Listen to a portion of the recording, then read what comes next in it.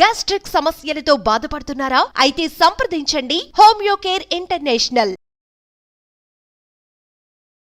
Welcome to Suman TV. నేను మీ Suman TV Nag. చాలా మంది కోల్కతా ఇన్సిడెంట్కి సంబంధించినటువంటి వాటిలో అప్డేట్స్ అడుగుతూ ఉన్నారు. ఏం జరిగింది, జస్టిస్ జరిగిందా లేదా అని చెప్పేసి అడుగుతూ ఉన్నారు. సంజయ్ రాయ్ విషయంలో ఏం జరిగింది, సందీప్ ఘోష్ విషయంలో ఏం జరిగింది, అండ్ జస్టిస్ ఎప్పుడు వచ్చే అవకాశం ఉంది అని చెప్పేసి ఈగర్గా వెయిట్ చేస్తున్నటువంటి వాళ్ళు చాలామంది ఉన్నారు. So thank you so much for them. మీరు చూడటం వల్లే ఈ ఇన్సిడెంట్కి సంబంధించినటువంటి వాటిల్లో జస్టిస్ ఇంకా బ్రతికే ఉంది అని చెప్పడంలో ఏమాత్రం సందేహం లేదు. Thank you so much. Special thanks to high court advocate Ravindranath గారు.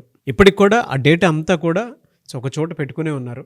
ఎందుకు అని అంటే జస్టిస్ డెఫినెట్గా జరుగుతుంది, సిస్టమ్ మీద నాకు నమ్మకం ఉందని చెప్పి so special thanks to him once again. Coming to subject. Hello Ravindranath గారు. హాయ్ అండి నాగరాజ్ గారు. సార్, ఓవరాల్ ఇన్సిడెంట్లో కనుక మనం చూస్తే ఇప్పటి వరకు ఉన్నటువంటి అప్డేట్స్ ఏంటి సార్? అసలు Kolkata RG Kar medical college issue సంబంధించి ఇంటరాగేషన్స్ అయితే అవుతున్నాయండి నాగరాజ్ గారు. ప్రత్యేకంగా సంజయ్ రాయ్ని కూడా తీసుకువెళ్ళి సెల్డా హైకోర్టులో ఆయన ప్రవేశపెట్టడం జరిగింది. ఆయన్ని క్లోజ్డ్ సర్క్యూట్లో ఇంటరాగేషన్ చేస్తున్నారు. అయితే మనకి రీసెంట్గా వచ్చిన అప్డేట్ ఏంటంటే సిబిఐ వాళ్ళు, ఇక్కడ విశేషం ఏంటంటే సిబిఐ వాళ్ళు ఛార్జ్షీట్ ఫైల్ చేశారు. ఛార్జ్షీట్ ఎప్పుడు ఫైల్ చేశారంటే సరిగ్గా మన December 2nd ఫైల్ చేశారు. 87 days కంప్లీట్ అయింది. 87 days 90 days వరకు ఛార్జ్షీట్ ఫైల్ చేయకపోతే డెఫినెట్గా బెయిల్ ఇవ్వాల్సిన అవకాశం వస్తుందని చెప్పి ఉద్దేశంతో సిబిఐ వాళ్ళు 1000 పేజీల మొత్తం కంప్లీట్ ఒక ఛార్జ్షీట్ ఫైల్ చేసి సెల్డా హైకోర్టులో సబ్మిట్ చేశారు. దీనిలో 400 మంది సాక్ష్యాలను కూడా, అంటే ఇది కంప్లీట్గా ఆర్జికర్ మెడికల్ కాలేజీలో జరిగిన అభయకి సంబంధించి కాకుండా ఆర్థిక అవకతవకలకు సంబంధించి కంప్లీట్గా చేయడం జరిగింది ఈ సందీప్ ఘోష్ మీద ఉన్నటువంటి ఛార్జ్షీట్. దీనిలో ఫైల్ చేసినప్పుడు సిబిఐ వాళ్ళు కావాలని చేశారా లేకపోతే ఇది కాకతాళీయంగా జరిగిందా అనే విషయం మీద మనకు డౌట్స్ రేజ్ అయ్యే అవకాశం కూడా ఉంది. ఎందుకంటే సిబిఐ వాళ్ళు 1000 పేజీల ఛార్జ్షీట్ ఫైల్ చేసి సెల్డా హైకోర్టులో ప్రవేశపెట్టినప్పుడు ఇమ్మీడియట్గా అక్కడ కోర్టు ఒక సెల్డా హైకోర్టులో న్యాయమూర్తి గారు ఇమ్మీడియట్గా దాన్ని రిజెక్ట్ చేయడం జరిగింది. ఎందుకు రిజెక్ట్ చేశారంటే ఒక గవర్నమెంట్ ఉద్యోగిని ఖచ్చితంగా ఛార్జ్షీట్ ఫైల్ చేసేటప్పుడు కేవలం అతని యొక్క నేరారోపణ మీద ఉన్నటువంటి కేవలం ఆర్థిక అవకతవకలకు సంబంధించినటువంటి ఇంటరాగేషన్స్, ఆ ఛార్జ్షీట్, ఆయన తెలియ డేటా ఒక్కటే కాకుండా గవర్నమెంట్ నుంచి కూడా అనుమతి తీసుకోవాల్సినటువంటి అవసరం కూడా ఉంది. కానీ సిబిఐలో ఉన్నటువంటి వాళ్ళు, ఇది మనం క్వశ్చన్ చేస్తున్నాం యాక్చువల్గా, సిబిఐ వాళ్ళు ఏం చేశారంటే టోటల్గా ఓన్లీ ఆ క్యాండిడేట్ సంబంధించి ఏదైతే ఉందో అతను చేసినటువంటి ఆర్థిక అవకతవకలకు మాత్రమే తీసుకున్నారు తప్ప గవర్నమెంట్ నుంచి ఎటువంటి పర్మిషన్ తీసుకోకపోవడం వల్ల ఛార్జ్షీట్ అంది రిజెక్ట్ చేయడం జరిగింది. మరలా ఆదరాబాదరాగా తీసుకొని చేయడం కూడా జరిగింది.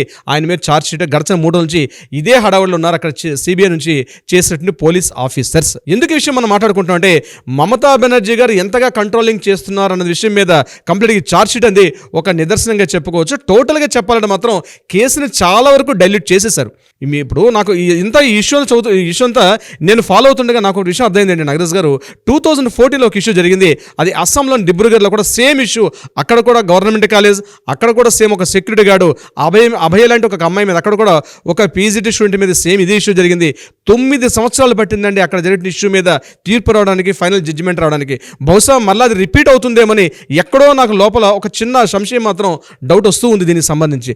అలా కాకూడదని కోరుకుందాం. అయితే ఈ విషయం గురించి మాట్లాడుకోగలిగితే సందీప్ ఘోష్ మీద 1000 పేజీల ఛార్జ్షీట్ ఫైల్ చేశారు. ఆయన మీద చేసిన సెక్షన్స్ కూడా మీకు వివరించే ప్రయత్నం చేస్తాను. ముఖ్యంగా ఆయన మీద చేసినటువంటి సెక్షన్స్ ఏంటంటే 409 చేశారు.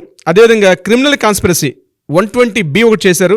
అదేవిధంగా criminal breach of the trust 409, అదేవిధంగా ఫోర్జరీ 468, అలాగే illegal useful of the forgery documents 471, section 471. అంటే 120B, 409, 468 అండ్ 471 అండ్ 409. ఇంతకుముందు మీరు చెప్పినట్టుగా 409.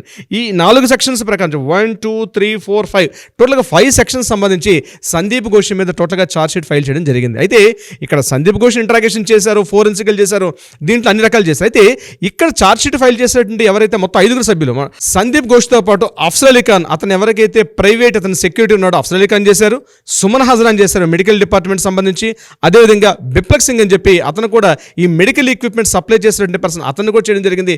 వీళ్ళు కాకుండా ఆశిష్ పాండే చేయడం జరిగింది. ఇక్కడ ఆశిష్ పాండే అండ్ బిప్లక్ సింగ్ ఇద్దరు కూడా గవర్నమెంట్ ఉద్యోగస్తులు. అంటే నాట్ ఓన్లీ సందీప్ ఘోష్ ఒకటే కాకుండా సందీప్ ఘోష్తో పాటు మరో ఇద్దరు కూడా గవర్నమెంట్ ఎంప్లాయీస్ అవ్వడం వల్ల మొత్తం వీళ్ళ 3 మీద కూడా chargesheet before filing total government నుంచి పర్మిషన్ తీసుకోవాల్సిన అవసరం అయితే ఉంది. కానీ ఇన్ని విధాలుగా టెక్నికల్గా ఇంత ఎక్స్పర్ట్స్ సిబిఐ వాళ్ళు కూడా ఎందుకు కావాలని చేశారా, నిజంగా చేశారంది ఆ విషయం కోర్టులో కూడా తేలే అవకాశం ఉంటుంది. బట్ మమతా బెనర్జీ గారు గవర్నమెంట్లో ఈ విషయం అయితే మాత్రం చాలా కొత్తగా వాడివేడిగా చర్చలు జరుగుతున్నాయి. ఎందుకు సందీప్ ఘోష్ను సుమారుగా 90 రోజులు పోయి ఇంకొక ఇంకొక 4-5 రోజుల్లో 120 డేస్ కూడా వచ్చే అవకాశం ఉంది. కాబట్టి ఇప్పటికీ కూడా ఈ సంఘటన జరిగి 120 రోజులు పూర్తవుతుంది 9వ తారీఖుకి. అయినప్పటికీ కూడా సరైనటువంటి ఒక జడ్జిమెంట్ అయితే రాలేదు. ముఖ్యంగా ఫస్ట్ మమతా బెనర్జీ ఇష్యూ జరిగిన ఆగస్టు 9వ తారీఖు నాడు ఇష్యూ జరిగిన వెంటనే ఇమీడియట్గా స్టేట్ పోలీసులకు ఇవ్వడం, స్టేట్ పోలీసులు ఇమీడియట్గా చేస్తారు, 1 వీక్లో రిజల్ట్ వస్తుంది కాబట్టి స్టేట్ పోలీసులు లేట్ అవుతుందని చెప్పి హైకోర్టుకి ఫైల్ సబ్మిట్ చేయడం, హైకోర్టు వాళ్ళు సిబిఐకి ఇస్తే ఇంకా తొందరగా వస్తుంది, ఇమీడియట్గా విత్ ఇన్ 1 మంత్లో రాకపోతే వాళ్ళని ఖచ్చితంగా మేము చర్యలు తీసుకుంటామని చెప్పి మమతా బెనర్జీ గారు అసెంబ్లీలో కూడా బిల్లు ప్రవేశపెట్టారు, అపరాజిత బిల్లు కూడా ప్రవేశపెట్టారు. ఇన్ని జరిగినప్పటికి కూడా 120 డేస్ అవుతున్నప్పటికి కూడా ముఖ్యంగా అభయకి సంబంధించి ఇప్పటికి కూడా ఎటువంటి పురోగతి లేదు. కేవలం విచారణలు జరుగుతున్నాయి, ఇన్వెస్టిగేషన్ జరుగుతున్నాయి, ఇంట్రాగేషన్ జరుగుతున్నాయి, అన్ని టోటల్గా హడవడం జరిగిపోయింది. 120 డేస్ నుంచి కంప్లీట్గా స్టోరీ మొత్తం కూడా సైలెంట్గా అవడం జరిగింది. ఇంటర్నల్గా మాత్రం జడ్జిమెంట్స్ జరుగుతున్నాయి. అక్కడ సుప్రీంకోర్టులో కూడా దీనికి సంబంధించి వేగంగా త్వరితగతిని చేయమని చెప్పి అక్కడ నుంచి వాళ్ళు కూడా చెప్తున్నారు. కానీ ఈ క్షణానికి ఓన్లీ ఛార్జ్ షీట్స్ మాత్రమే ఫైల్ చేశారు. సంజయ్ రాయ్ని ఒకసారి మనం కోర్టులో సబ్మిషన్ చేసేటప్పుడు ఒక విషయం జరిగింది. సంజయ్ రాయ్ ఎప్పుడైతే మీడియాతో మాట్లాడుతుంటే పోలీసులు ఏం చేశారు, కంటిన్యూగా హార్ అండ్ బజర్ మోగించుకుంటూ అతను ఏదైతే చెప్తున్నాడో మీడియా ప్రజలకు అర్థం కాకుండా ఉండాలని చెప్పి అతను మాట్లాడుతున్నంతసేపు ఆ ట్రాఫిక్ నుంచి సెల్డా కోర్టు నుంచి బయటకు వస్తున్న సమయంలో మీడియా వాళ్ళకి సంజయ్ రాయ్కి మధ్య ఆయన చెప్తున్నటువంటి డిస్కషన్ వినకూడదని చెప్పి వాళ్ళు కంప్లీట్గా పోలీస్ వ్యాన్ యొక్క హార్న్ కూడా కంటిన్యూ మోగించడం అంతా కూడా, అంటే ఇదంతా ఒక ప్లాన్ ప్రకారం జరుగుతుందా అన్నటువంటి డౌట్స్ అయితే వస్తున్నాయి. లోకల్ మీడియా కథనాలు అయితే పూర్తిగా మమతా బెనర్జీ గారు కావాలని చేస్తున్నారు, ఈ ఇష్యూని పూర్తిగా తప్పుదో పట్టించే ప్రయత్నం చేస్తున్నారు.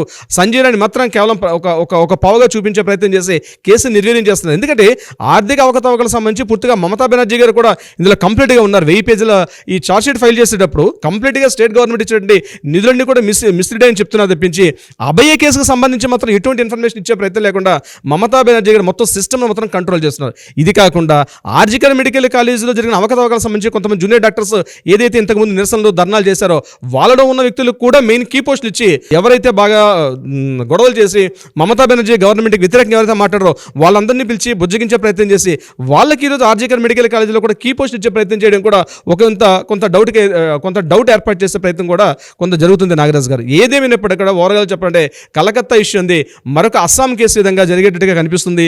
తీర్పు రావాలని కోరుకుంటున్నాం కానీ అప్డేట్ సెషన్లో ఇప్పటివరకు ఇవి మాత్రం ఉన్నాయి. నాగరాజు గారు ఫైనల్గా చెప్పాలంటే నాగరాజు గారు ఎవరైతే అభయకి సంబంధించిన పేరెంట్స్ ఉన్నారో మొన్న రీసెంట్గా సచివాలయం సమావేశాలు అవుతుంటే కూడా సమావేశాలు కూడా వెళ్ళారు.